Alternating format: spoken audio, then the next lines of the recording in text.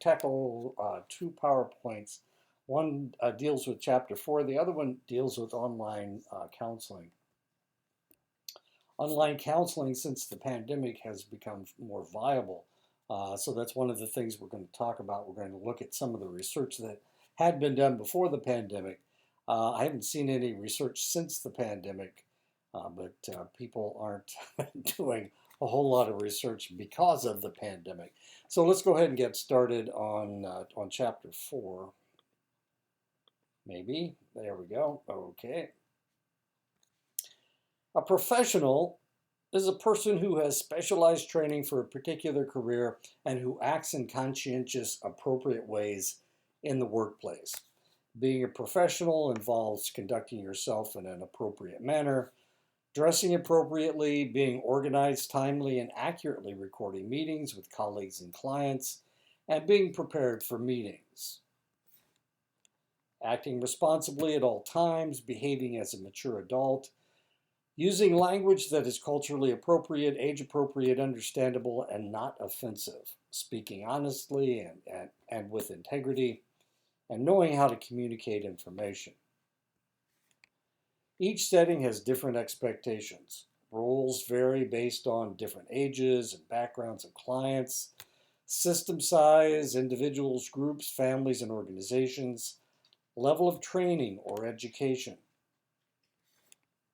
Practitioners with graduate degrees might have several roles, working independently in private practice, being a counselor or educator, being a supervisor, being a consultant, being a director. One task that practitioners with graduate degrees may be asked to do is act as a mediator. A mediator provides an impartial forum for disputing parties to discuss areas of disagreement or misunderstanding. Generalists maintain expertise in a broad range of functions: case management, where they coordinate and monitor services, as a broker, linking clients with services and resources, and as an advocate, working to support their clients. Being professional goes beyond what to do in your interactions with colleagues and clients.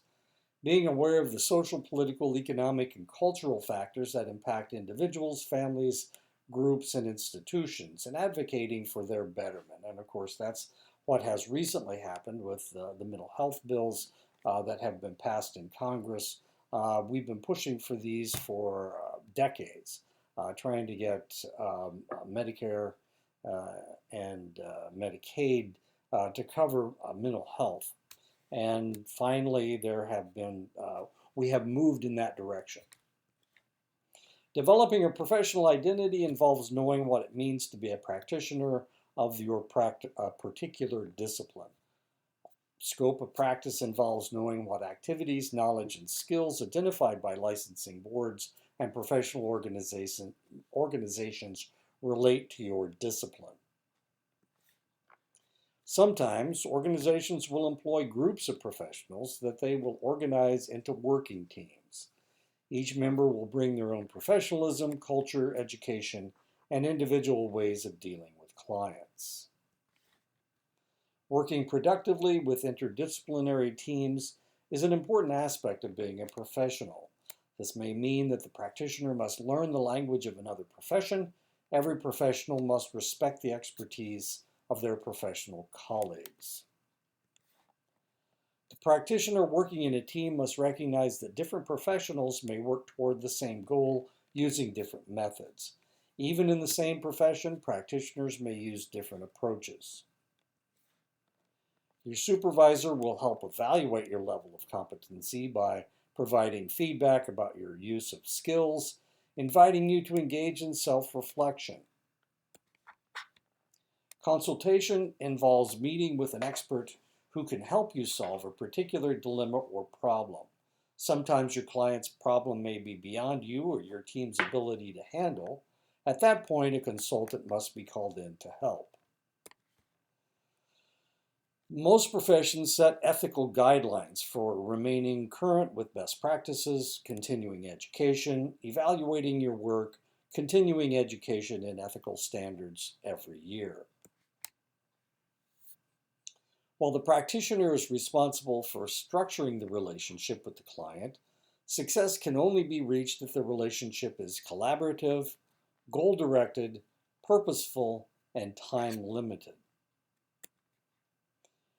A relationship between a client and practitioner is a fiduciary relationship. The client has confidence and trust, that's what fiduciary means, in the practitioner's competency.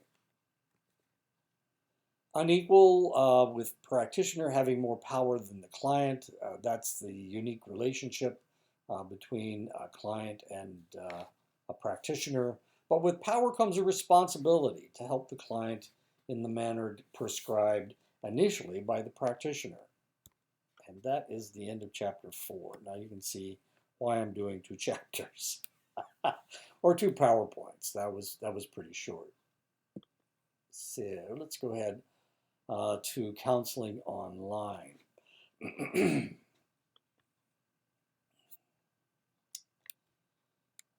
let me take a quick drink. You can watch the phrenology of our PowerPoint.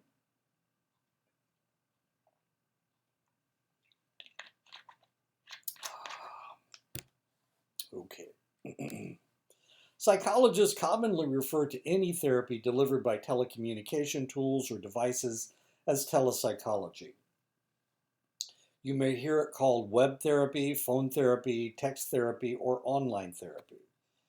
Anytime you're interacting with a psychologist using a website or a phone or a mobile app, you could be taking part in telepsychology services. Technology can contribute to an evolution in how people receive psychotherapy or work with a psychologist.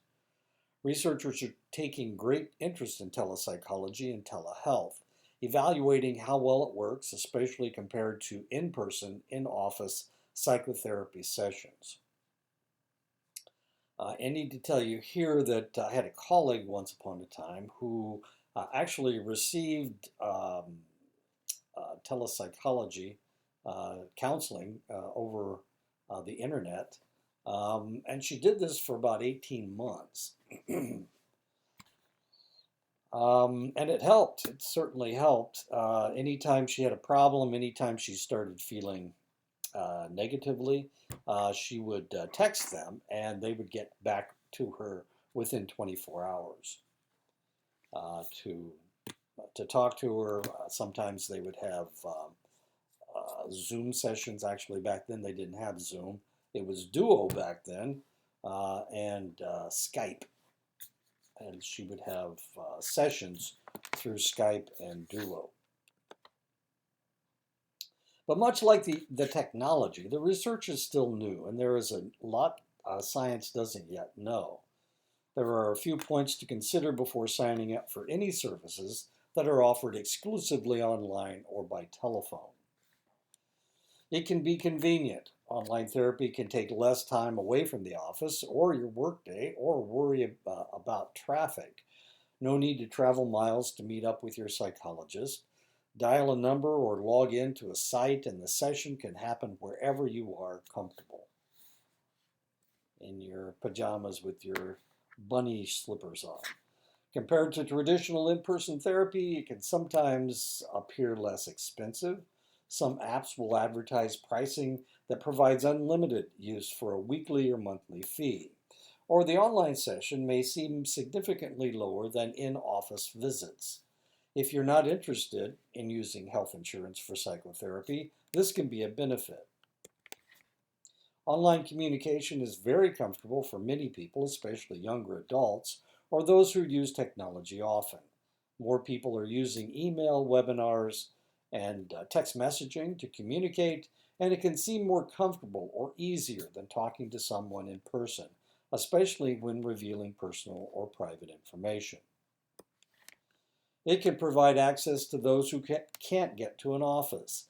In some rural communities, the nearest psychologist office may be an hour or 2 drive away. Some people with chronic illnesses or disabilities may not be able to drive or be easily able to leave their home. In these situations, web or telephone-based therapy may be their only option for help. The research hasn't yet shown that standalone therapy online or via texting is effective for everyone in every situation. Some sites advertise that they offer therapy, but those claims may be misleading or false. For example, the people behind the apps may not be licensed or qualified to provide therapy. Licenses are granted by each state with their own laws and rules, much like each state determines what residents must know to earn a driver's license. But unlike driver's licenses, which allow you to legally operate a car in all states, a healthcare provider is limited to providing services in the state in which they are licensed. The provider must be licensed in the jurisdiction where you are located, and making that determination may be difficult to do if you don't know where he or she is physically located. Psychotherapy works in part because psychologists ensure that clients have a safe, private space to share deeply personal and sometimes difficult stories, thoughts, or emotions. What happens and is said in a therapy office stays there with the exception of a few situations. The site or app you use should at a minimum be HIPAA compliant and have the ability to verify your identity and your therapist's identity. Many insurance companies cover the treatment of mental health and substance abuse disorders, but online therapy or web therapy services are often not covered or reimbursable by most insurance providers. A total of 62 participants suffer. Oh, this is an internet-based versus face-to-face cognitive behavioral intervention for depression. This is research that was done. A total of 62 participants suffering from depression were randomly assigned to the therapist-supported internet-based intervention group, and there were 32 of those, and to the face-to-face intervention. There were 30 of those. The 8-week interventions were based on cognitive behavioral therapy principles. And if you look at this, there's 62 people in this picture. Even though they're little guys, there's still 62 people. The intention to treat analysis yielded no significant between group difference, online versus face-to-face group, for any of the pre to post treatment measurements. At post-treatment, both treatment conditions revealed significant symptom changes compared to before the intervention. And that was one study. This is a second study. A total of 113 consecutive patients were randomly assigned to 10 weeks of either guided internet delivered cognitive behavioral therapy, there were 53 of those, or group cognitive behavioral therapy, there were 60 of those. After treatment and at a 6-month follow-up, patients were again assessed by the psychiatrist blind to treatment condition.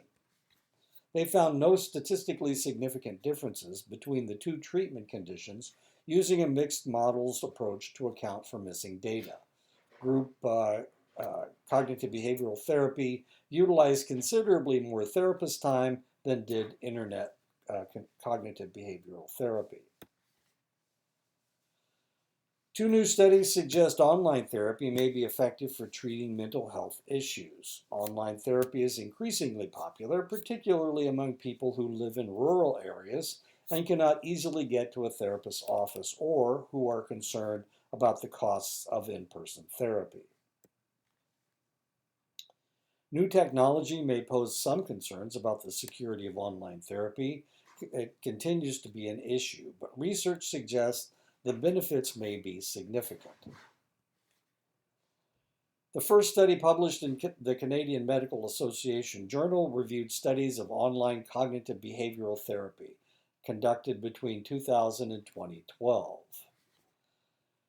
Cognitive behavioral therapy is a widely used and well-researched form of therapy, with most studies saying in-person forms of this treatment are highly effective. Cognitive behavioral therapy focuses on reducing negative thoughts, thereby changing behavior and alleviating symptoms. You have a situation, you have a negative thought, it creates emotion, and that causes behavior. Most of the studies track participants for a relatively short period of time after undergoing therapy, ranging from 8 weeks to about 2 years. Researchers found online cognitive behavioral therapy could effectively reduce symptoms of depression and other mental health issues. In some cases, only online cognitive behavioral therapy was even more effective than traditional in-person therapy. Most online cognitive behavioral therapy sessions focused on short-term goals and symptom relief. Because the studies did not track participants for an extended period of time, the researchers do not know if the symptoms were permanently alleviated. The team that conducted the analysis cautions that some human connection is lost with online therapy, but they also say that evidence supporting online therapy's effectiveness is significant. Another study published in the Journal of the American Medical Association Psychiatry looked at how online therapy affects the well-being of new doctors. Young doctors often work long hours, including nights and weekends, and the stress of those long shifts can lead to mental health issues such as depression and suicidal thoughts. One previous study found that suicidal thoughts increased fourfold during a medical residency. Researchers looked at 200 first-year medical residents working 80-hour weeks and overnight shifts. Compared to doctors who received no online therapy, doctors who received 4 30-minute online sessions before beginning their residency had fewer suicidal thoughts. Because the sessions were delivered online, researchers say it might be possible to provide such treatment to other doctors while still keeping costs low. And that is the end of today's lecture. So I'll see you guys next week.